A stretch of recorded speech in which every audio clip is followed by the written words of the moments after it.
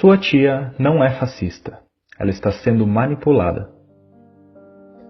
Você se pergunta como um candidato com tão poucas qualidades e com tantos defeitos pode conseguir o apoio quase que incondicional de grande parte da população?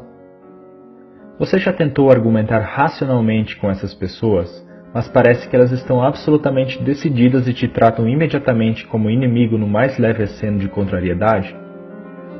Até sua tia, que sempre foi fofa com você, agora ataca seus posts sobre política no Facebook? Pois bem, vou te contar uma história. O principal nome dessa história é um sujeito chamado Steve Bannon. Bannon tem uma visão de extrema-direita nacionalista. Ele possuía um site no qual expressava seus pontos de vista, que flertavam com o machismo, com a homofobia, com a xenofobia, entre outros. Porém, o site era de pouca visibilidade, e seu sonho era de que suas ideias se espalhassem com mais força em todo o mundo. Para isso, Bannon contratou uma empresa chamada Cambridge Analytica. Essa empresa conseguiu dados do Facebook de milhões de contas de perfis por todo o mundo, de todo tipo de dado acumulado pelo Facebook, curtidas, comentários, mensagens privadas. De posse desses dados e utilizando algoritmos, essa empresa poderia traçar perfis psicológicos detalhados dos indivíduos. Tais perfis seriam então utilizados para verificar quais indivíduos estariam mais predispostos a receber as mensagens. Aqueles com disposição de acreditar em teorias conspiratórias sobre o governo, por exemplo, ou que apresentavam algum sentimento de contrariedade ao cenário político atual. A estratégia seria fazer com que esse indivíduo suscetível a essas mensagens mudasse seu comportamento, se radicalizasse. Como as pessoas passaram a receber as notícias e a perceber o mundo principalmente através das redes sociais, não é difícil manipular essas informações. Se você pode controlar as informações que uma pessoa tem acesso, você pode controlar a maneira com que ela percebe o mundo, e com isso influenciar a maneira como se comporta e age. Posts no Facebook podem te fazer mais feliz ou triste, te deixar com raiva ou com medo. Os algoritmos sabem identificar as mudanças no seu comportamento pela análise dos padrões de suas postagens, curtidas e comentários. Assim, indivíduos com perfis de direita em seu tradicional discurso "não gosto de impostos" foram radicalizados para perfis paranoicos em relação ao governo e a determinados grupos sociais. A manipulação poderia ser feita, por exemplo, através do medo, com o bordão "o governo quer tirar suas armas". Esse tipo de mensagem estimula um sentimento de impotência e de incapacidade de se defender. Estimula também um sentimento de "somos nós contra eles", o que fecha a pessoa para argumentos racionais. Sites e blogs foram fabricados com notícias falsas para bombardear diretamente as pessoas influenciáveis por esse tipo de mensagem. Além disso, foi explorado também o sentimento anti-establishment, anti-mídia tradicional e anti-tudo isso que está aí. Quando as pessoas recebiam várias notícias de forma direta e não viam essas notícias repercutirem nos jornais, chegavam à conclusão de que a grande mídia mente e esconde a verdade da qual elas agora sabem. Se antes a mídia tradicional podia manipular a população, a manipulação teria que ser feita abertamente aos olhos de todos. Agora todos temos telas privadas que nos mandam mensagens diretamente. Ninguém sabe que tipo de informação a pessoa ao lado está recebendo ou quais mensagens estão construindo sua percepção de realidade. Com esse poder nas mãos, Bannon conseguiu popularizar entre os jovens a alt-right, movimento de extrema-direita americano, que resultou nos protestos Unite the Right no ano passado em Charlottesville, Virgínia, e que tiveram a participação de supremacistas brancos. Bannon trabalhou na campanha presidencial de Donald Trump e foi estrategista de seu governo. A Cambridge Analytica trabalhou também no referendo do Brexit, que foi vencido principalmente por argumentos originados de fake news. Quando a manipulação veio à tona, Mark Zuckerberg foi chamado ao Senado americano para depor. Para quem entendeu o que houve, ficou claro que a democracia da nação mais importante do mundo havia sido hackeada. Mas os congressistas pouco entendimento tinham de mídia social. E quem estaria disposto a admitir que a democracia pode ser hackeada através da manipulação dos indivíduos? Zuckerberg estava apenas pensando em estabelecer um modelo de negócio lucrativo com a venda de anúncios direcionados. A coleta de dados e a avaliação de perfil psicológico das pessoas tinham a intenção inocente de fazer as pessoas clicarem em anúncios pagos. Era apenas um modelo de negócios, mas esse mesmo instrumento pôde ser usado com finalidade política. Ele se deu conta disso e sabia que as eleições brasileiras podiam estar em risco também. Somos uma das maiores democracias do mundo. O Facebook, então, tomou medidas ativas para evitar que as campanhas de desinformação e manipulação ocorressem em sua rede social.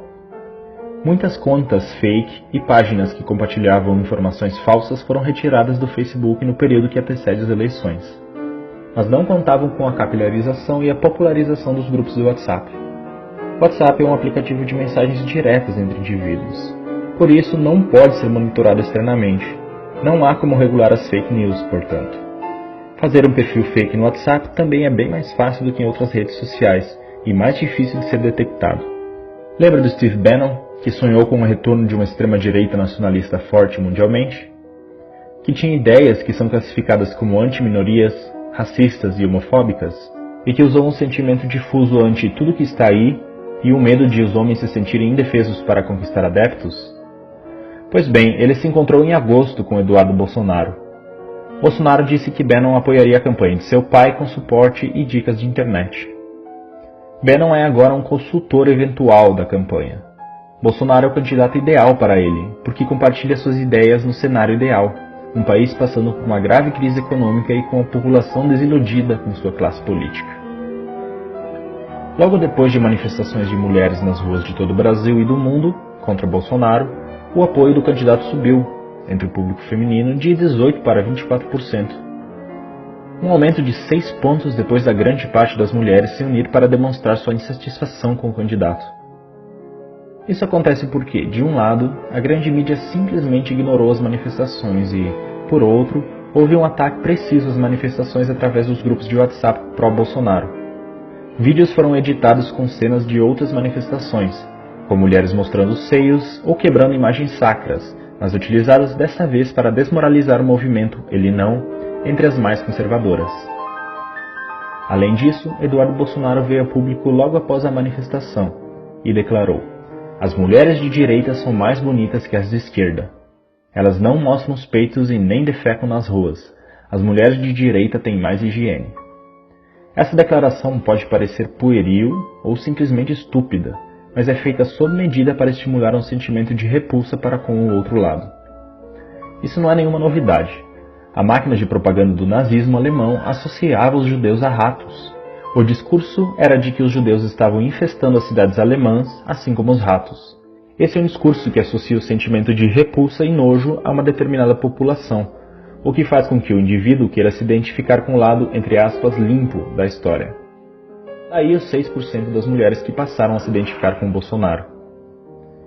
Agora é possível compreender por que é tão difícil usar argumentos racionais para dialogar com o eleitor do Bolsonaro. Você se dá conta, agora, do nível de manipulação emocional a que seus amigos e familiares estão expostos? A pergunta é: o que fazer? Não adianta confrontá-los e acusá-los de massa de manobra. Isso só vai fazer com que eles se fechem e classifiquem você como um inimigo do outro lado.